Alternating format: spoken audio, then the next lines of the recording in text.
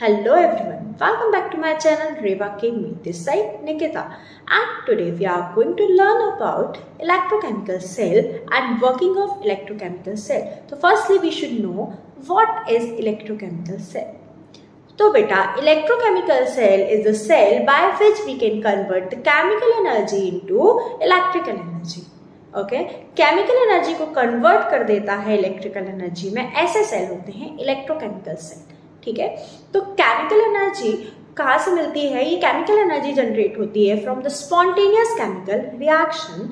From the spontaneous chemical reaction कुछ amount of chemical energy in term of Gibbs energy release होती है और ये एनर्जी कन्वर्ट होती है इलेक्ट्रिकल एनर्जी में। ओके, तो इलेक्ट्रोकेमिकल सेल का बहुत अच्छा एग्जाम्पल है गैल्वेनिक सेल और इसी का मॉडिफाइड फॉर्म है डेनियल सेल। तो अब हम देखते हैं वर्किंग ऑफ डेनियल सेल कि क्या वर्किंग होती है, कैसे इलेक्ट्रोकेमिकल सेल बनते हैं और कैसे फंक्शन करते हैं। चलिए लेट्स गेट स्टार्टेड। तो इलेक्ट्रोकेमिकल सेल फॉर्म करने के लिए सबसे पहले हमको टू डिफरेंट हाफ सेल की नीड होती है। इलेक्ट्रोकेमिकल सेल में दो हाफ रिएक्शन होती हैं, दोनों हाफ रिएक्शन जब कंबाइन होती है तो फुल्ली कंप्लीट रेडॉक्स रिएक्शन बनती है। We should take two different half cell two different beaker जो एक पर्टिकुलर हाफ सेल का काम करेगा। एक सेल में ऑक्सीडेशन होगा तो अनदर में रिडक्शन। ठीक है, तो दोनों सेल में इलेक्ट्रोड हमने डिप किए। फर्स्ट सेल में एक सेल में हमने एक इलेक्ट्रोलाइट लिया, अनदर सेल में डिफरेंट इलेक्ट्रोलाइट लिया। ऐसे हम देखेंगे कि हमने दोनों सेल में दो डिफरेंट इलेक्ट्रोलाइट लिए।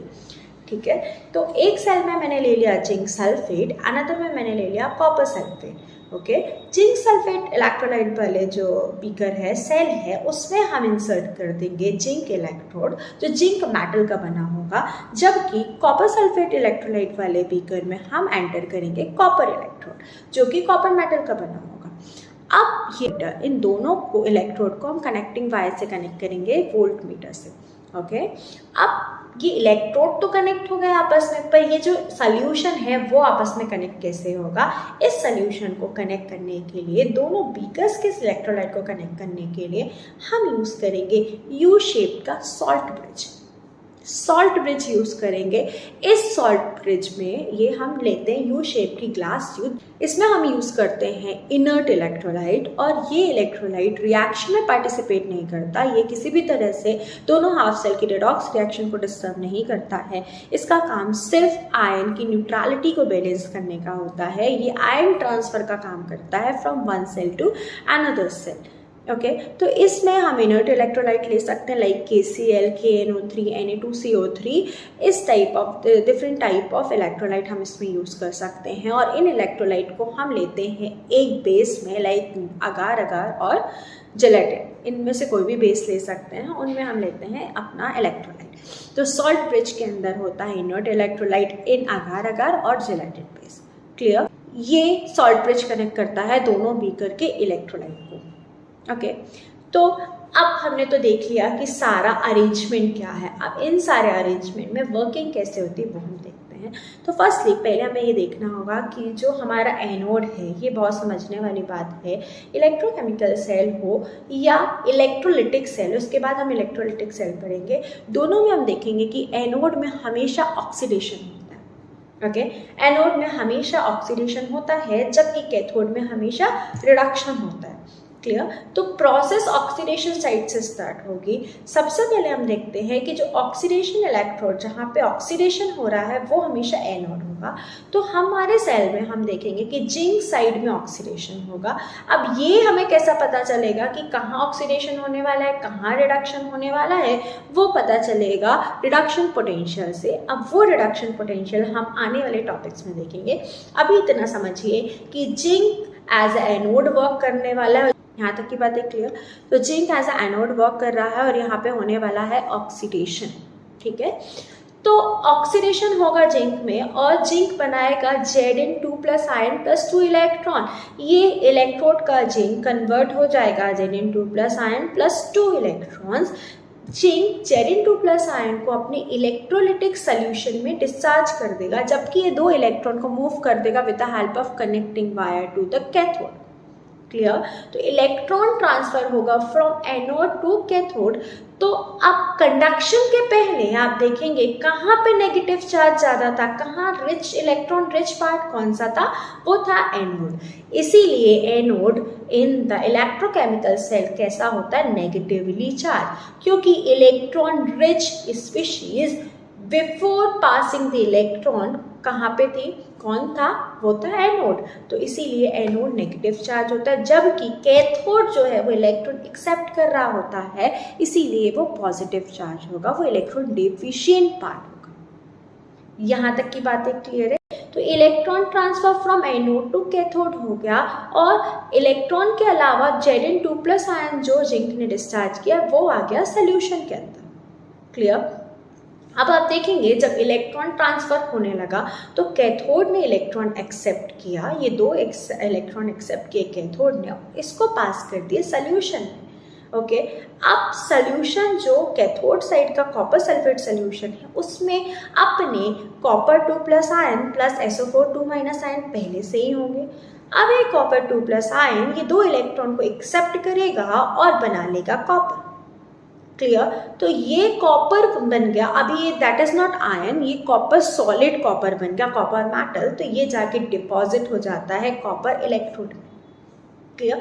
तो आप यहाँ देखेंगे कि जिंक इलेक्ट्रोड के साइड डिसोल्यूशन होता है, जिंक इलेक्ट्रोड का साइड छोटा होता जाता है, जबकि कॉपर इलेक्ट्रोड के साइड डिपोजिशन होता है और उसका साइज इंक्रीज होने लगता है। यहाँ तक की बातें क्लियर होगी। चलिए, तो एक साइड डिसोल्यूशन, दूसरे साइड डिपोजिशन। अभी आप देखते हैं, ये हमने इलेक्ट्रोड की बातें देख ली, हमने देख लिया कि electron transfer from zinc to copper होता है। क्लियर। अब हम देखेंगे कि बिकॉज ऑफ ऑक्सीडेशन, जैसे ही जिंक ने Zn2+ आयन डिस्चार्ज किए तो इलेक्ट्रोलाइट में, इलेक्ट्रोलिटिक सोल्यूशन में Zn और SO4, पहले तो जितने Zn2+ आयन थे उतने ही SO4 2- आयन थे, लेकिन अब जिंक ने और भी ज़्यादा Zn2+ आयन ट्रांसफर कर दिया, तो नंबर ऑफ Zn2+ आयन बढ़ गया कहाँ पे, इलेक्ट्रोलिटिक सोल्यूशन। क्लियर। तो ये सोल्यूशन हो गया अनस्टेबल, यहाँ नंबर ऑफ एक्स्ट्रा आयन कौन से इंक्रीज हो गए, Zn2+। क्लियर।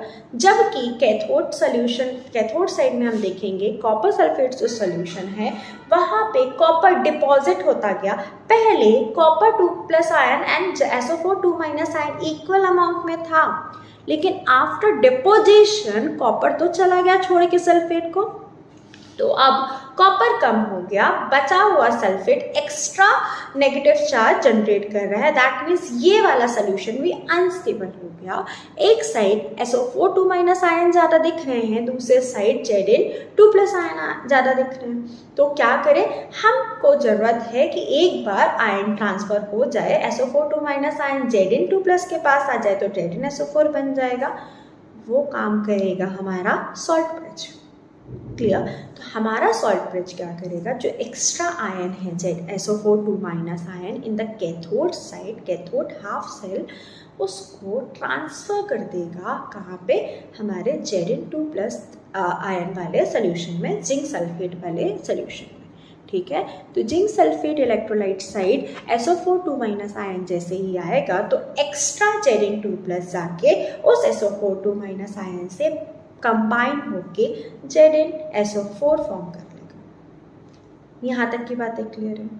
तो अब आप देखेंगे कि हमारा जिंक सल्फेट सोल्यूशन में पहले ZnSO4 तो था, एक्स्ट्रा Zn2+ आयन आ गए, उसको बैलेंस करने के लिए एक्स्ट्रा SO4 2- आयन भी आ गए, मतलब ZnSO4 जितना था उसके अलावा और भी आ गया। दैट मीन्स यहाँ हम देखेंगे कि डिसोल्यूशन होने लगेगा इलेक्ट्रोड में, जबकि इलेक्ट्रोलिटिक सोल्यूशन इंक्रीज होने लगेगा। जिंक डिसॉल्व होगा, ZnSO4 इंक्रीज हो जाएगा इस हाफ सेल में।